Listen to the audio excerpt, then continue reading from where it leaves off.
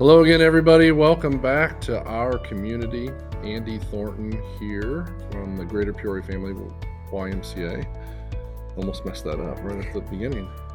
And sitting with me today is Dean Heffta, who has graciously agreed to come in and chat with us today and talk about the weekly winning word and see where that gets us. So we come to you from the I've Decided Studios, and our community is sponsored by the YMCA. That's why I get this seat, Dean. You paid for that seat. We pay for it. We pay for this seat.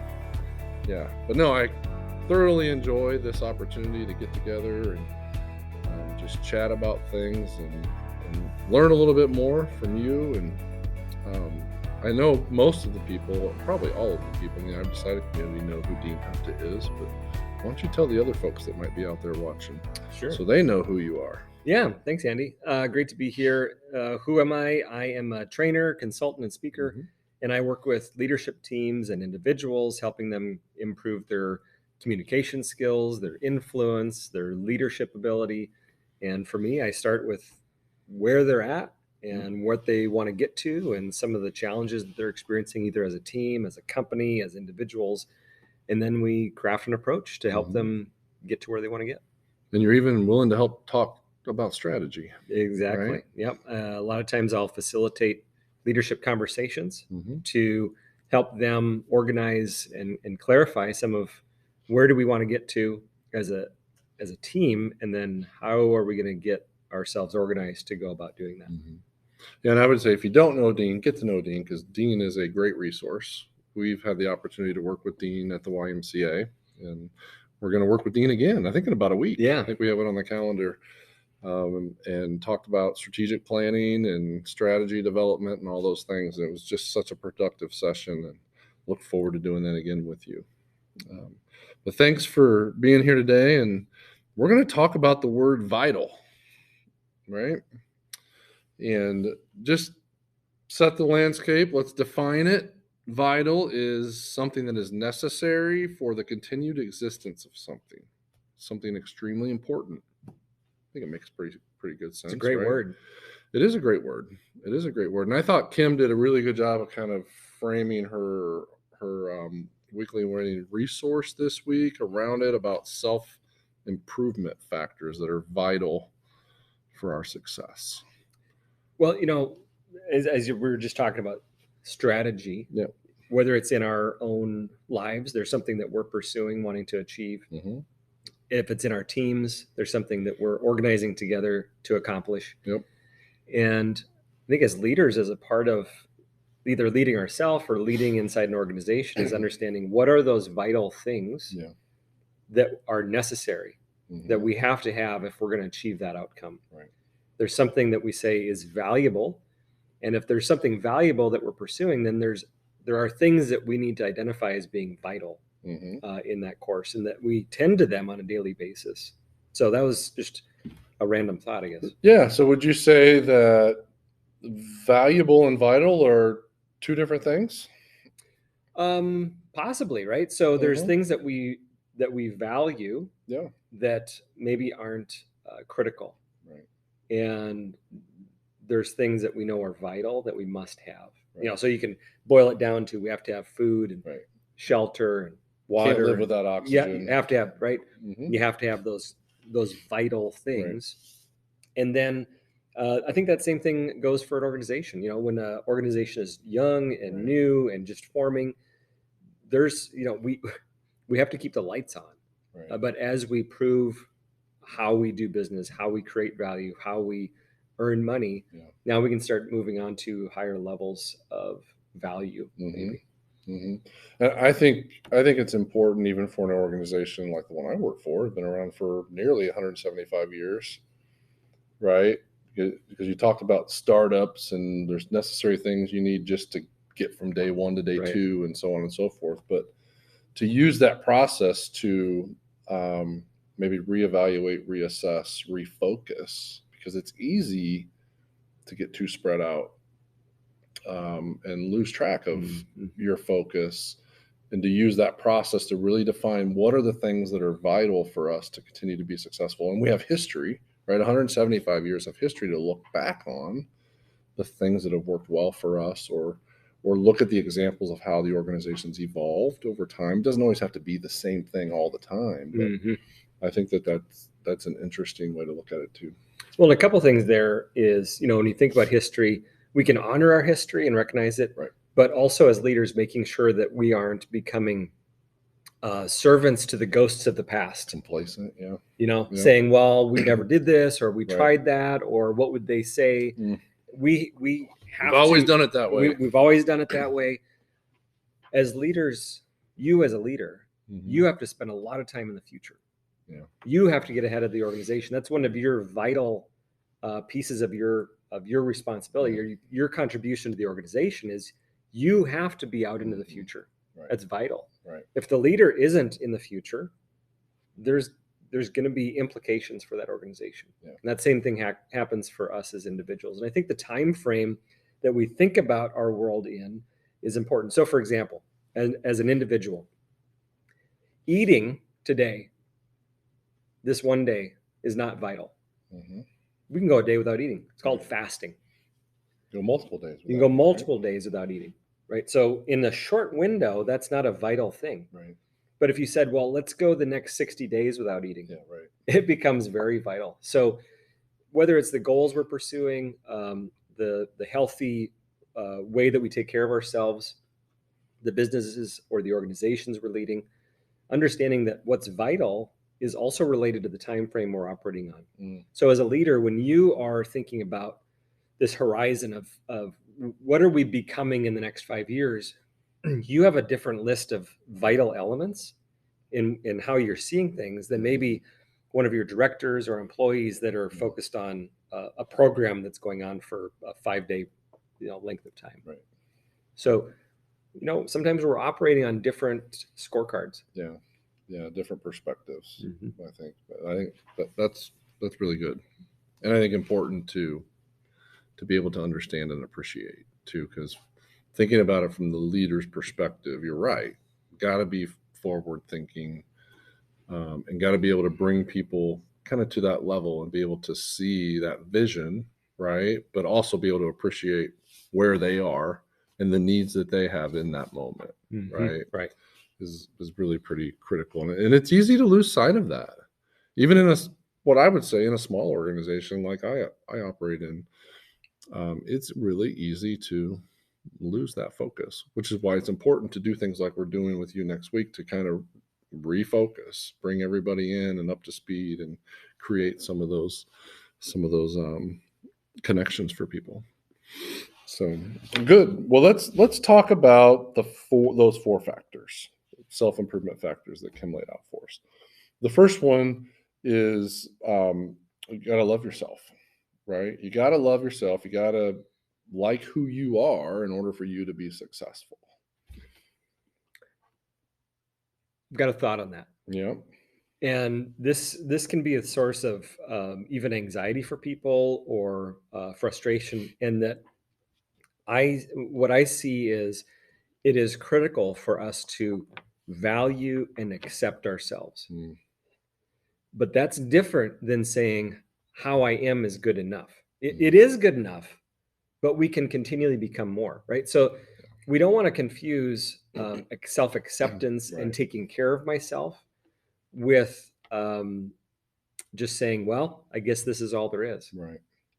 In fact, we have to understand, what do I need to be at my best? How do I charge my batteries? And a way to think about that is self-awareness of my psychological needs.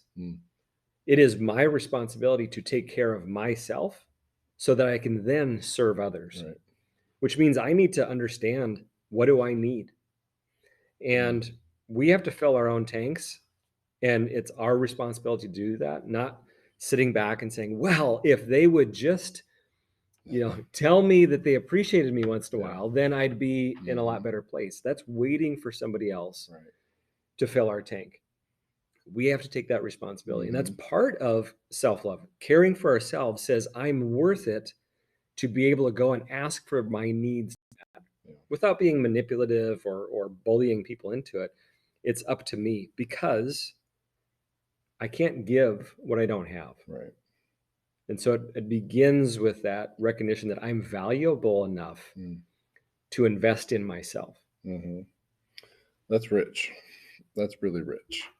And I agree with you, vitally important, right? To have that understanding, that appreciation, that awareness, to know, and to not be complacent. Because I think that's kind of where you started out. You can't be just satisfied with where you are. You have to be motivated enough to have a vision of success out in front of you that's, drawing you forward, and take ownership of that. Mm-hmm. I think that's extremely valuable, and I love the way that you frame that. I think that that's extremely important, and because I think it's easy to get wrapped up in this servant mindset, right? I'm going to serve others. I'm going to make sure that the team is comfortable or safe or protected or well kept, well taken care of, and you forget about yourself. And when you do that, that only lasts for a season, right? Because eventually you break down. Mm-hmm. You're not there to provide the support, to provide the counsel, to provide the leadership. And that's when things can fall apart.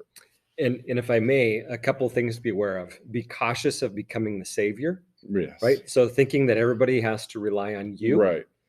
And the second part of that is don't take other people's problems on as your own. Mm-hmm. Those two are related, and it's very tempting for us to say, oh, well, I guess I'll fix this.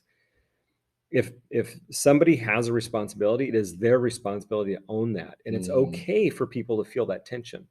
I don't have to take everybody's responsibility onto myself. Now, as I say those words, I'm actually giving myself advice. Right. This is something I have to manage. Absolutely. We all do. I struggle with that too. And I've gotten better at it as time has gone on, and I've learned how to let go of some of those things. But I remember early on in my career, it was, I'm just going to do it because I know it's going to get done right. And that attitude does not work long term, because you're burning the candle at both ends. You're wearing yourself out. You're not growing people. No, and you're not growing yourself. You're tearing yourself down is what you're doing, because mentally, physically, emotionally, all of those things eventually fizzle out. And you're right, you're not building the team in a way for it to be sustainable. And that's vitally important. So I love the way that you frame that. I think that makes really, really good sense.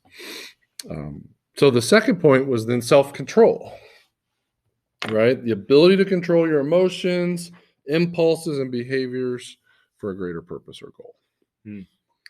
This is probably one of the biggest early indicators of future success in a person's life, is their demonstration of the ability to delay gratification, which is tied to self-control. So self-control could be the management of my own emotions in a moment. Right. It could be saying, this thing that I so desperately want, what's really driving that? Is it more just emotion and satisfaction? What's going on here? So the ability to delay gratification is a form of self-control. And being that person in a group of people who is continually seen as they can manage themselves. And rarely do we see somebody in the light as a leader if they don't have the ability to self-manage, self-regulate, self-control. People are not going to see them, because we, at a subconscious level, realize that if they can't manage themselves, how could we entrust them to manage others? Yeah. Now, we can build that muscle in small ways. Can I go a day without having chocolate? Can I start building my muscle of delayed gratification? Right. Small wins. Can I say I'm not going to check social media until Saturday? Can I give myself these challenges to delay? Can I save some money instead of just seeing what's left at the end of the month? Right. And I think there's, you framed it in the way of I think you said delaying gratification, but I think there's a negative side of it too when it comes to self-control, is making sure that you're avoiding those pitfalls to anger, frustration, hostility, those types of things, which are real emotions that I think we all struggle with from time to time. Being able to, set those things aside and think about the greater good of how you're approaching things. or at the least exploring those things. So when I'm in that moment where I'm feeling frustrated or angry or whatever it is, what's the story that I'm telling myself? What is that anger telling me about me? From? Yeah. Right. So usually when people express anger, it's saying more about the individual than it is about the situation. Yeah. So if we can have some awareness of that, that can help us grow our self-awareness. These pieces are tied together. Yeah, I think that's really, really good and pretty valuable stuff. And a great segue to our next point. Yeah, self-awareness. Absolutely.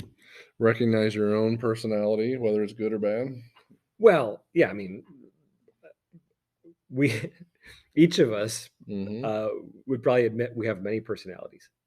Yeah. Right? Different people know us in different ways. Oh, for sure. You got work Andy, you got home Andy. Yeah, for sure. And people. My wife has seen both. Right. Yeah, right. I hear about that. Then there's fun Andy, and so we have these different Church parts Andy, of us. Yep. All of those. We have these personas that come out, and so being aware of those elements, and there isn't bad personalities. There are maybe darker elements of us that we all wrestle with in different moments. But when I think about self-awareness, and you think about leaders that you've worked with or worked for, or that you admire, people that you admire, what is it about them that seems to stand out? Typically, they're going to have a good awareness of the things they're great at, the things that bring them joy and energy, and they end up doing more and more of those things. They put themselves in positions to use their strength. If we go back to the term strategy for a minute, what is strategy? It is using our strengths to compete. So, if when you were an athlete, what are the sports that you're likely to pick that you're going to compete in? Are you a shot put guy? No. Are you a long jumper? Like, we naturally say, what are the things I'm more likely to win in? Right. That's a form of self-awareness that sometimes we forget about once we get into the workplace. So being aware of, where do I get my energy? What kind of feedback do people tell me that I'm good at these things? What are the things that I really value and I want to do more of? And then how do I recognize also the things that just take me a terribly large amount of energy and I'm not really that good at? There's somebody else out there that loves doing those things. Right. Let's build a partnership. Yeah. How do you find that person and work together, right? Right. And build the success that way. Good stuff. You could have wrote the article this week, Dean. For sure. Well, that brings us to the fourth factor then, and that's self-confidence. And I think this is an area where a lot of people struggle, is in self-confidence. And I think you seem very confident about that. I am very confident about that, but I'm not always confident about what I do or what I'm supposed to do, whether or not I'm going to be successful. There's always doubt that creeps in there. And I don't think that's necessarily a bad thing, as long as you have the wherewithal and the fortitude to kind of fight through that, right? And be able to look back and see where you've had wins in that environment before. Because those things come around all the time, and you're like, oh boy, I'm not sure how I'm going to be able to get through this. But so let's talk a little bit about self-confidence and how we can make sure, I guess, that we're investing in ourselves enough to where we can believe in ourselves. This we could do a whole other I'm sure session just on this one, right? It's so deep and it's so real for many of us. Yep. And as I was reflecting on this, part of it we can flip it around and say, well, what are those situations where we feel like we have low self-confidence? Yeah. And our minds are prediction machines. We're always predicting. And part of that is I'm not feeling confident about my ability to create this future, to succeed at this thing that's been put in front of me. And part of that may be how we are viewing a situation. So do you feel more confident about something that you've already proven you can do than something you have not yet proven you can do? Right. Yeah. And so when we use that scorecard of when should I feel self-confident, if it's only around my ability to know that I can do it, as soon as I find myself in a situation where I haven't done it before, my confidence is likely going to be low. Right. And so what if we use a different scorecard and we didn't measure either the fact that I know the answer or the fact that I have done this thing before, that it's not confidence that comes from our history, but if we look at it as, is this something that I can figure out?